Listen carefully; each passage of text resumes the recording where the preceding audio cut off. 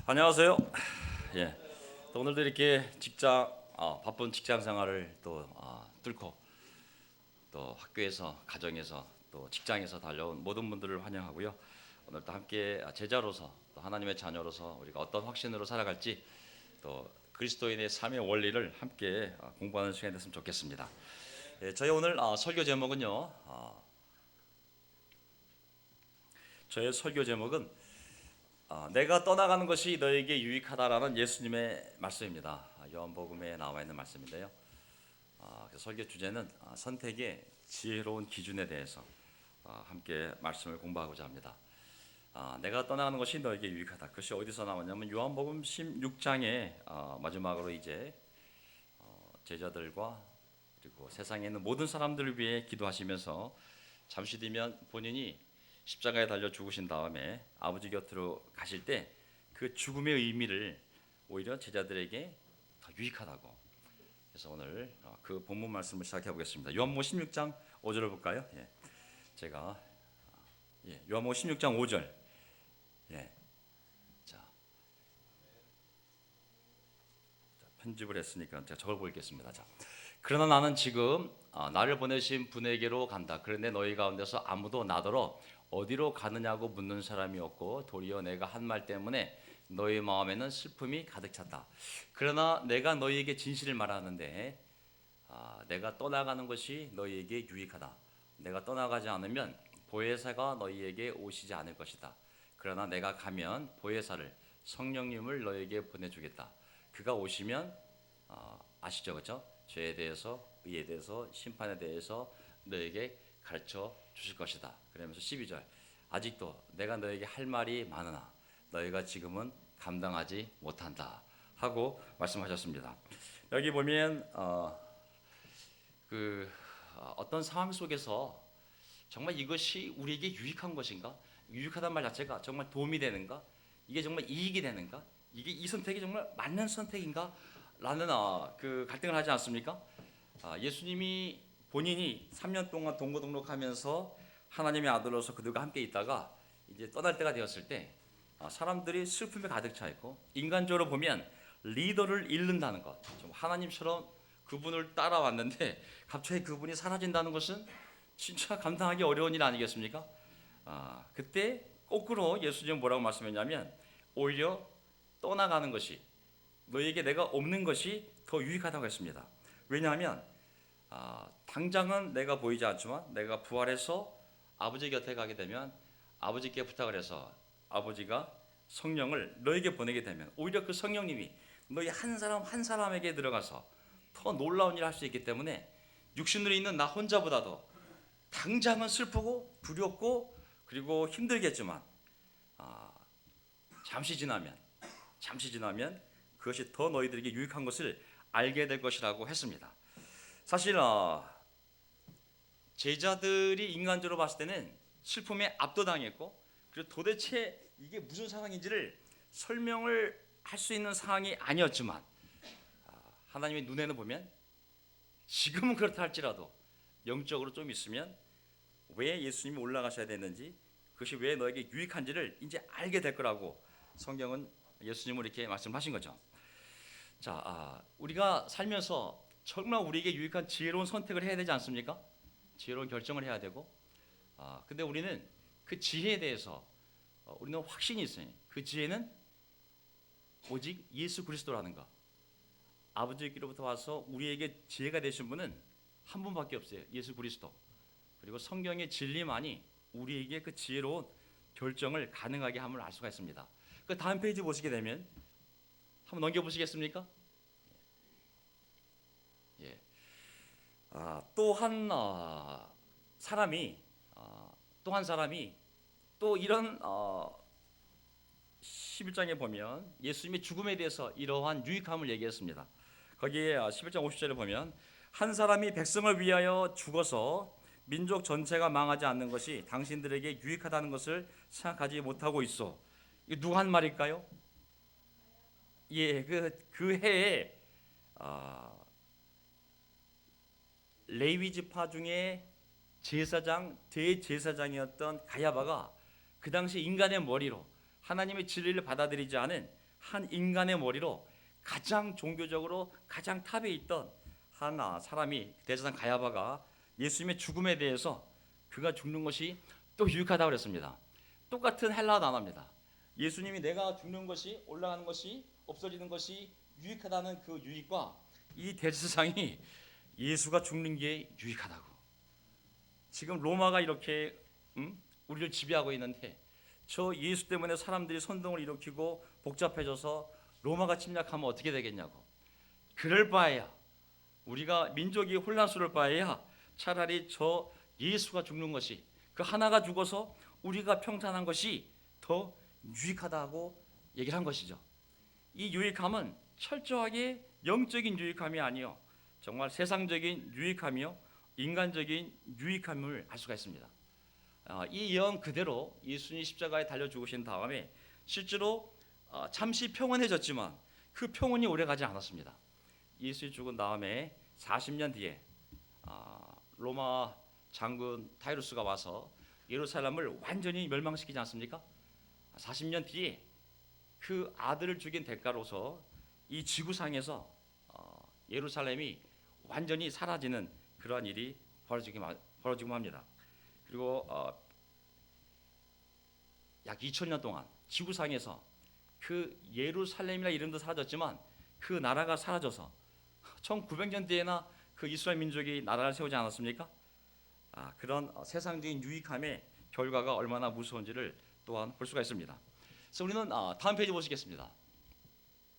우리가 지혜로운 선택을 할 때 그 선택의 지혜로운 기준이라는 것은 물론 옛날에 우리가 항상 하던 말이 자 예수님이라면 어떻게 했을까? 항상 그 말 아니겠습니까? 근데 예수님이라면 정말 무엇을 우선시했을까를 생각해 본다면 더 구체적으로 저는 그것이 성경의 구원이라고 생각을 합니다. 우리가 유학을 가든 아니면 공부를 하든 학교를 옮기든 아니면 교육이 되었던 사업이 되었던 이사가 되었던 직장이 되었던 삶의 중요한 결정과 날마다의 그런 결정의 순간에 과연 예수님이라면 어떻게 했을 것인가를 생각해 보았을 때 그것이 무엇을 의미하는지 생각합니다. 사랑, 예수님이 사랑이니까 사랑한다면 근데 그 사랑이 무엇을 위한 사랑이라는 것이죠. 그때 그것은 첫째는 구원이 아닌가 싶습니다.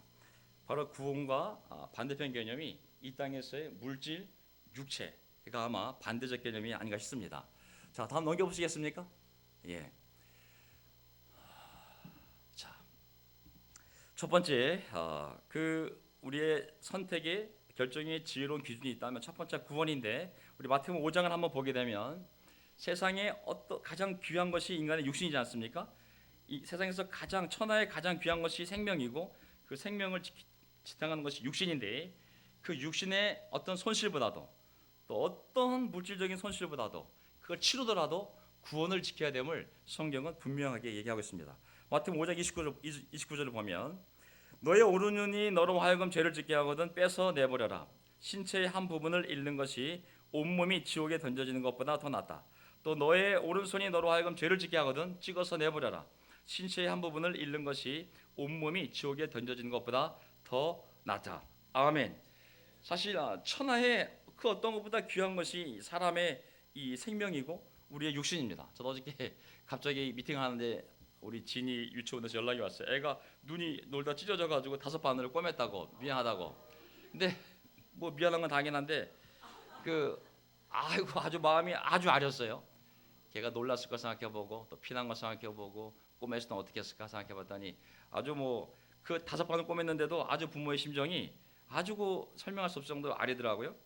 사실 우리 인생에 가장 중요한 게 우리 몸 아니겠습니까? 왜냐하면 생명이 가장 중요하기 때문에. 하지만 성경은 그것보다 더 중요한 것이 우리의 구원임을 얘기하고 있습니다. 그래서 구원을 얻는 것, 그리고 구원을 지키는 것, 구원을 전하는 것이 모든 결정의 우선순위임을 그것이 바로 가장 중요한 지혜로운 선택의 기준이 될 수 있음을 얘기를 하고 있습니다. 믿으십니까? 예. 저는 또 다음 페이지 보시겠습니다. 다음 페이지 보면 우리 삶에서 많은 어려운 시간들이 육체적인 고난의 시간도 지나가고 또 물질적인 고난의 시간도 지나가고 또 정신적인 심적인 고난의 시간도 들어가는데 결국 그런 모든 시간도 뒤돌아보면 하나님의 계획 가운데 버릴 것이 없는 매우 유익한 시간들임을 성경은 얘기하고 있습니다. 물론 육체적인 손실이고 물질적인 손실이고 재산의 손실이고 그리고 당연히 마음의 고통이었지만 하지만 하나님 보기엔 그것이 유익하다고 성경은 얘기하고 있습니다. 신명기 8장 16절에 보면 광야 생활에 대해서도 광야에서는 당신들의 조상도 알지 못하던 만나를 당신들에게 먹이셨습니다. 이것이 다 당신들을 단련시키고 시험하셔서 나중에 당신들이 잘 되게 하시려는 것이었습니다. 사실 광야 40년을 생각한다면 국가적으로 봤을 때 국력 낭비요. 40년이면 우리나라가 40년 만에 전쟁에서 이만큼 잘 살지 않습니까? 40년이 한 국가가 얼마나 부강해질 수 있는 놀라운 기간인지 모릅니다. 하지만 40년을 그 땡볕 밑에서 광야에서 지냈는데 오히려 그것이 유익이 되었다고. 왜냐하면 그 40년의 교훈을 가지고 그 이스라엘 민족이 그리스도 올 때까지 버틸 수 있는 모든 교훈이 그 광야에서 나오지 않았습니까? 그래서 생각해 본다면 때로는 우리의 육체적인 고통들, 때로는 정말 그 물질적인 가난함조차도 당장은 손실처럼 보이지만 결국 하나님의 손 안에서 하나님의 계획 가운데 속에서는 우리에게 정말 우리들이 잘 되게 하려는 우리에게 유익을 주는 시간이라고 얘기하고 있습니다. 또 시편 119편 71편에 보면 고난을 당한 것이 내게는 오히려 유익하게 되었습니다. 그 고난 때문에 나는 주님의 윤례를 배웠습니다. 사실 시편 기자들이 공통적으로 했던 고백이 그것이 나의 죄든 아니면 사울의 죄였던 누구의 죄였던 내 죄가 되었던 그 고난 가운데 있어서 내가 얼마나 영혼이 고달팠는지 내가 마음이 얼마나 힘들었는지 얼마나 많은 의심이 들어왔는지 하지만 그런 가운데 속에서도 내가 주님 안에 있었다면 결국 시간이 지나면 지금은 너희가 감당할 수 없으나 나중에는 알게 될 거라는 그 주님의 예수님의 말씀처럼 뒤돌아보면 그런 시간이 얼마나 우리에게 우리의 성품을 바꾸고 하나님을 만나는 데 도움이 되는지 모릅니다. 저는 제 아들을 사랑하고 사람들이 너무 재밌게도 저는 제 아들이 저를 닮은 것 같지는 않은데 사람들은 제 아들을 보는 순간 어이구 완전 붕어빵이네라고 그러더라고요. 그래서 아직까지 좋은 의미로 받아들이고 있는데 근데 아들의 얼굴과 저의 얼굴 뭐 DNA는 거의 같겠지만 결정적인 차이점이 있어요. 제가 절대 제 아들이 비하하는 거 아닙니다. 아들의 성품과 저의 성품이 같을 수가 없어요. 어쨌든 때 제 아들을 보면서 내가 만약에 밥을 굶는 고난이 없었고 내가 살아오면서 정말 초등학교 때부터 그 당했던 고난들, 고통들 그 밥 못 먹던 시절 정말 초등학교 때 전학을 6번 다니고 초등학교 때 1년 휴학을 하고 중학교 때는 보급소에서 신문 돌리면서 학교 다니고 고등학교 때 정말 실업계를 가가지고 인문계 공부를 하고 진짜 이런 모든 이런 시간들 주민등록 등본에 그냥 직권 말소가 3번이나 돼 있고 어쩌다가 그런 모든 시간들이 그 당시엔 너무 고통스러운 시간이었지만 지금 되돌아보면 왜 찬이가 저런지 이해가 됐습니다. 정말 제가 날 닮으려면 그 고난의 시간이 없이는 절대 DNA적으로 닮을 수가 없는 거죠. 정말 그 밥을 그만큼 굶어봐야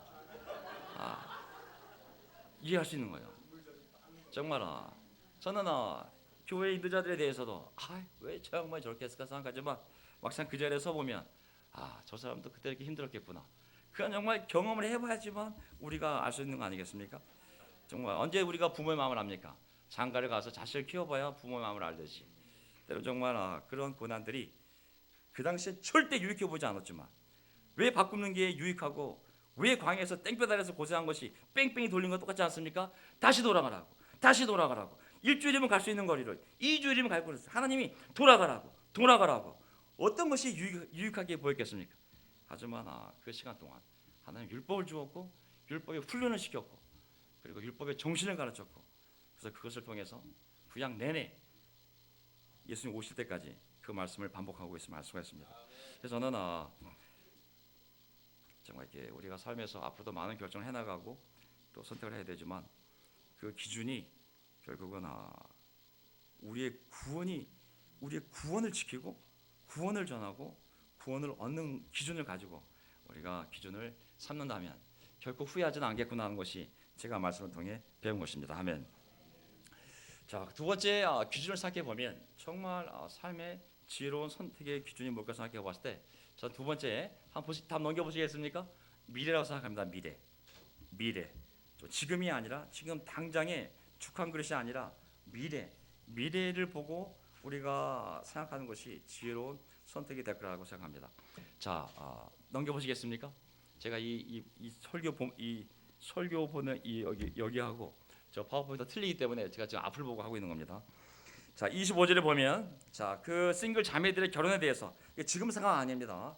그 당시 2000년 전에 고린도 교회에 있던 그 싱글 자매들에 대해서 조만간 이제 닥칠 그런 전쟁과 수많은 위험 속에서 과연 이 싱글 자매들이 결혼하는 게 나은지, 아니면 미래를 알고 있는 하나님의 입장에서는 그 결혼해서 아이를 낳고 전쟁을 치렀을 때, 그 핍박이 왔을 때, 그 도망가야 할 때, 박해가 시작됐을 때, 그 고민이 시작될 때 어떤 것이 더 지혜롭게 생각해 보았을 때 준 충고입니다.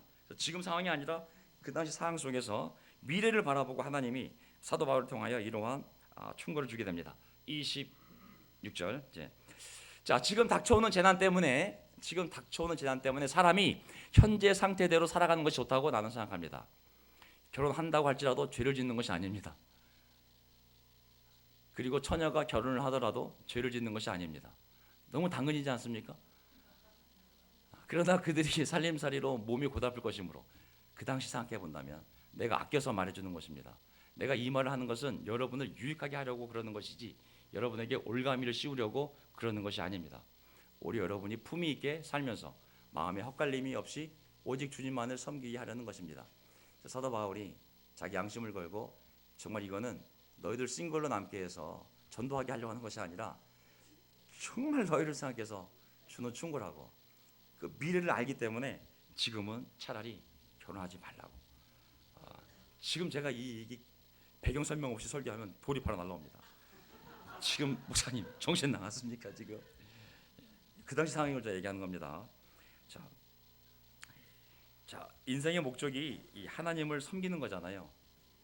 혼자 섬길 수도 있고 같이 섬길 수도 있습니다. 인생의 목적이 둘이 된다고 바뀌지 않습니다. 아담이 하나님의 동산에서 하나님의 일을 혼자 청지기로 관리인으로 하던 것을 그 일을 함께 하라고 헬퍼를 주셔서 둘이 한 몸이 되어서 똑같은 일을 해야 되잖아요. 그렇죠? 그래서 결혼을 한다고 해서 인생의 목적이 바뀐 건 하나도 없습니다. 싱글 때까지는 주님의 영광, 결혼하고 나서는 가족의 영광, 그렇지 않습니다. 똑같습니다. 하나님의 영광을 위해서 혼자 하던 것을 둘이 한 몸으로 도우면서 하게 되는 거거든요. 그래서 둘이 살든 혼자 살든 하나님의 관점에서 보았을 때 그것은 하나님이 허락한 삶에 하나님께 영광을 돌릴 수 있는 삶의 방식인 것이죠. 근데 그 당시에 정말 닥쳐오는 재난을 생각해 보았을 때 아담에게 하바를 주었던 하나님은 다시 마음을 바꿔서 결혼 안 하는 것이 지금 더 좋다고, 이러한 미래를 전제로 한 선택의 기준을 줬음을 알 수가 있습니다. 사실 미래는 하나님만이 알 수 있음을 알 수가 있습니다. 저도 항상 집에서 나올 때 아무리 용감해도 자신 있어도 항상 내비게이션을 찍고 나옵니다. 무턱대고 아는 길 간다고 하지만 항상 내비게이션을 켜보면 교통 상황이 뜨게 되어 있습니다. 그래서 저는 앞길을 모르지만 위에서는 인공위성은 다 보고 있잖아요. 그래서 이 확실은 이게 빠른 것 같지만 차라리 제가 잠실 올 때 집에서 88대교 타고 일자로 올 수 있어요. 근데 그 길이 막히게 되면 내비게이션이 어떻게 하냐면 다리를 건너서 강부로 갔다가 다시 다리를 건너오라고 합니다. 디귿자로. 그게 훨씬 빠름을 알 수가 있어요. 어쨌든 그렇게 오면 20분이면 올 거를 내가 바보냐? 쭉 가면 될 거를 이렇게 생각하고 딱 들어서는 순간 집 앞에부터 빨간 줄이 딱 시작되면은 1시간 걸릴 수가 있거든요. 그러니까 미래는 하나님의 것이기 때문에 우리가 미래를 볼 수 있는 분은 또 하나님이기 때문에 우리가 하나님을 의지할 수밖에 없습니다. 사실 우리 부모님이 우리나라가 잘 사는 이유는 하나밖에 없습니다. 우리 부모님이 우리를 미래로 생각하고 미래를 위해서 연금을 자신들을 위해 붓지 않고 우리가 연금이라 생각하고 우리에게 부은 겁니다. 그게 정말 잘한 거죠. 저도 집이 아주 어려웠을 때 우리 부모님의 그 친척들이 우리 어머님한테 많은 도전을 줬어요. 너는 왜 그렇게 가난한데 아들을 빨리 공장을 보내지 왜 교육을 시키냐고. 너도 편히 살라고. 애 빨리 공장 보내가지고 애들이 돈 벌게 하라고. 근데 우리 부모님이 어떻게 해서든 교육을 받아야 한다고 해서 제가 무사히 고등학교를 졸업했습니다.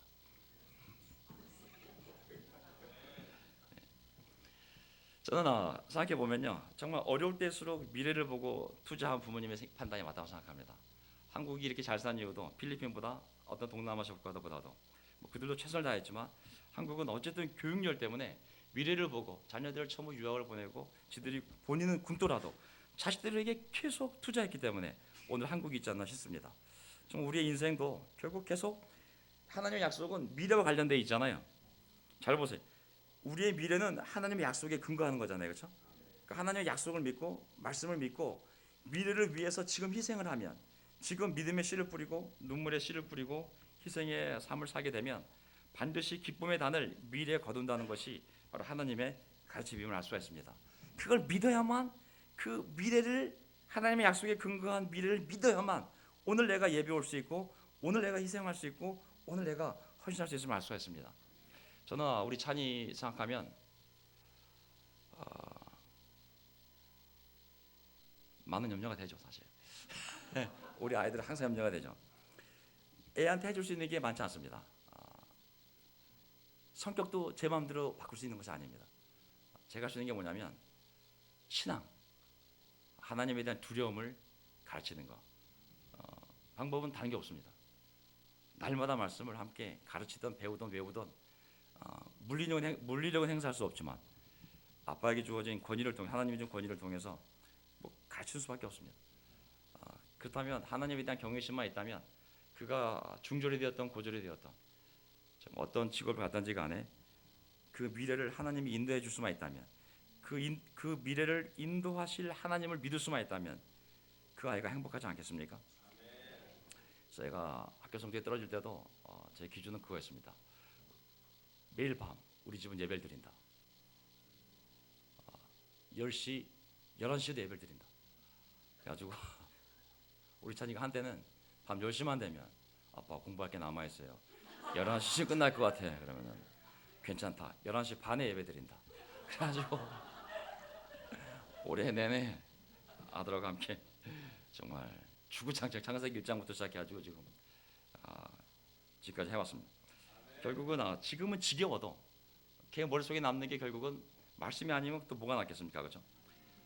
결국 미래에 남는 건 영적인 것밖에 없기 때문에 우리가 우리 자녀들에 대해서 투자할 것은 어떤 다른 것이 아니라 영적인 씨앗들을 심는 것이 아닌가 싶습니다. 어쨌든 세 번째 기준은 첫 번째가 뭐였죠? 예, 구원이죠. 물질이나 육체적인 게 아니라는 거죠. 절대 아니라는 거죠. 그것을 뽑아버리더라도, 다 잃어버리더라도 구원을 초점에 맞추라 그러거든요. 두 번째는 뭐라 그랬죠? 예, 미래, 지금이 아니에요. 현실에 가장 강력한 투자를 한 사람이 바로 에서였어요. 에서, 그렇죠? 미래에 받을 장자권을 버려서 지금 당장에 축한 것을 확보했잖아요. 가장 어리석은 사람으로 에서가 나옵니다. 하지만 우리는 철저하게 미래를 보고 현재의 유혹에 축한 것을 발로 차버릴 수 있는 그러한 믿음을 가져야 한다는. 세 번째가요, 이타입니다. 이타가 다른 말로 반대말이 이기입니다. 이기의 반대가 타인을 이롭게 하다, 이타거든요.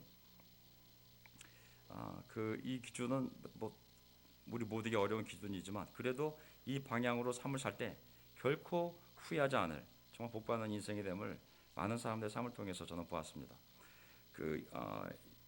구절을 보면요, 고린도전서 10장 23절에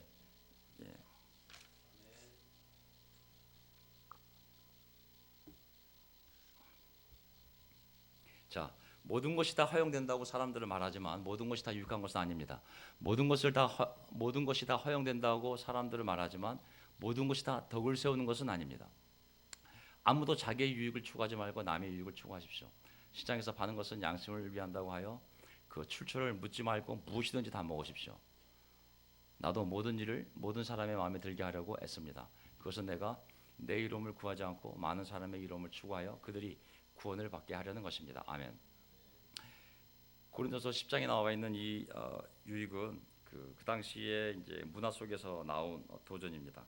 당시에 고기들은 주로 이제 도살장이 아니라 우상 신전에서 바쳐진 도축되어진 제사 음식이었기 때문에, 지금도 시골에 가면 제사 지냈다고 제사떡 돌리지 않습니까?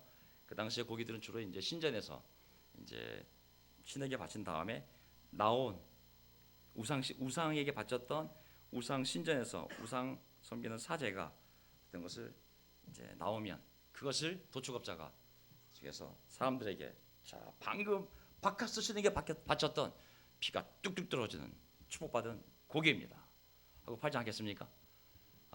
그때 크리스찬이라면 저 얘기는 뭐냐면 25절 생각하면 시장에서 파는 것은 양심을 위한다고 하여 출처를 묻지 말고 무엇인지 다 먹으라 했습니다. 왜냐하면 뭐 설사 그렇게 얘기한다 할지라도 우리는 야 바카스가 어딨냐, 이게 다 하나님 다 창조한 거야, 그냥 먹으면 돼, 가서 먹으면 되는데 문제는 뭐냐면 나는 믿음이 있어서 우상이 어디 있어, 우상에 바친 고기가 어디 있어, 다 하나님 주신 거야, 감사한 마음으로 먹으면 돼 하고 스테이크를 한 잔 먹으려고 그랬는데 뒤에 있던 영크리스찬이 내가 사는 모습을 본 거예요.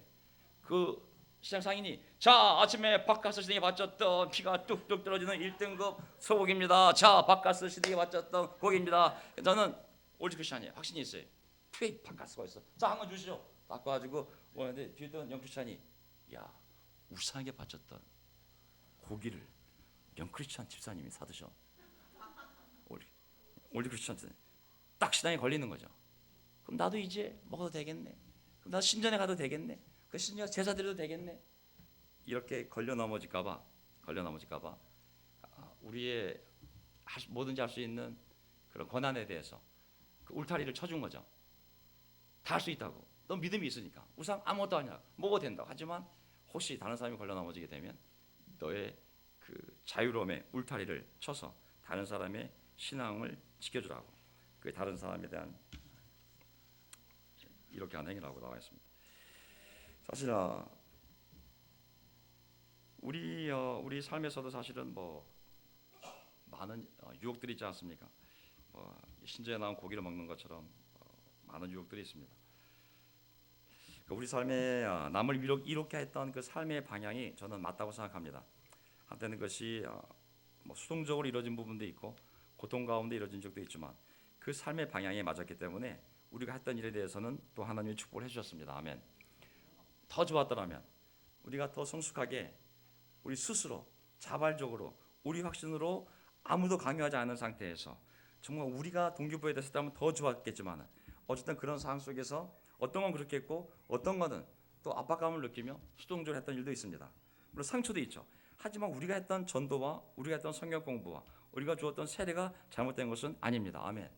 왜냐하면 그렇게 하지 않았으면 오늘 주중 예배도 없었을 거고 여기 설교자도 없었을 거고 우리의 구원도 없을 걸 생각해 본다면 어쨌든 다른 사람을 위해 사는 삶의 방향은 옳다는 것이 우리 모두의 삶을 위해서 저는 증명되었다고 믿습니다.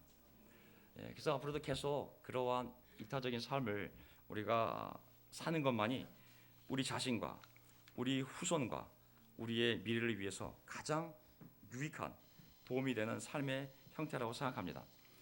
지금 당장의 우리의 자유를 가지고 우리를 누구도 구속하지 않는다고 해서 우리 자신만을 위해서 산다고 생각하면 미래에는 우리가 거둬들일 기쁨의 단이 없습니다.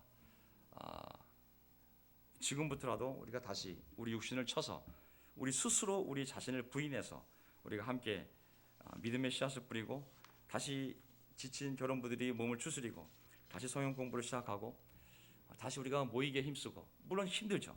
물론 힘들고 그렇지만 다시 한번 우리가 그러한 다른 사람을 위한 삶을 시작한다면 저는 그 고통 뒤에는 상상도 할 수 없는 하나님의 놀라운 위로도 함께할 거라 믿습니다. 마지막 구절 볼까요? 그래서 사도행 20장에 보면 사도 바울이 이제 떠나면서 예수님은 내가 떠나는 것이 너에게 유익하다고 내가 가면 성령님이 오시기 때문에 더 놀랍게 너희를 인도할 거라고. 사도 바울도 마지막으로 떠나면서 또한 장로들에게 이런 부탁을 했습니다. 보시겠습니까? 35절.